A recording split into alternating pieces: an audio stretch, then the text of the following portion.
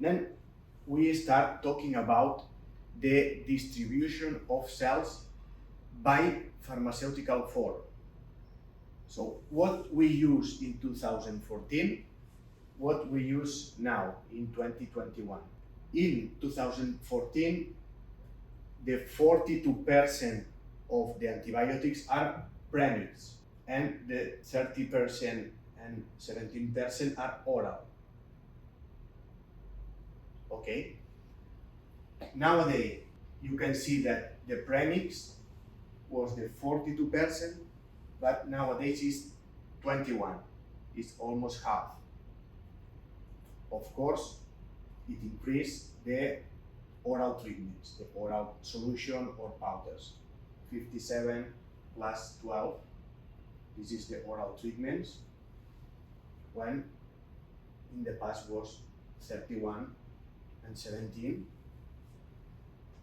And also, of course, increase the use of injectable products that in 2014 was 7.6 and now is 12.6, so double. Here you can see the evolution. So first, reducing the use of antibiotics. So the use of antibiotics decreased from 2011 to the 21, decrease. And also switch to premix, this is premix in the feed, to oral. So you can see here the importance of premix, but then since 2017, when the restrictions are bigger, we switch the premix for the oral. The oral is these two, the light blue and yellow. In the case of injectables, more or less is the same. Okay, now we start with the distribution of cells by active ingredient. And we can see that in 2014, the molecules more used were the penicillins, the tetracyclines, and the sulfonamides. Okay, you can see. But in 2021 is more or less the same.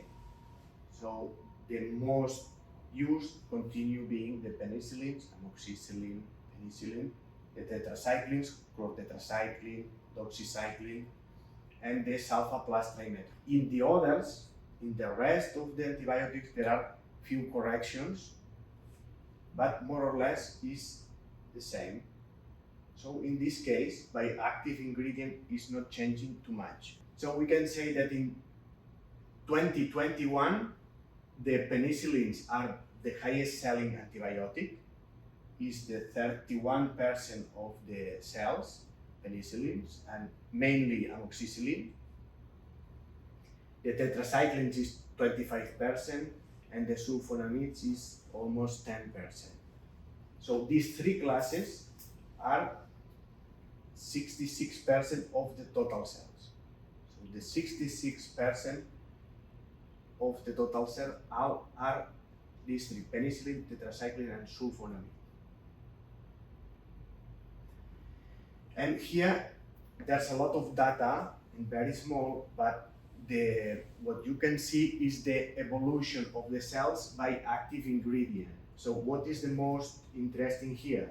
The biggest decrease of medicines are done by the tetracyclines and the penicillins and the sulfonamides.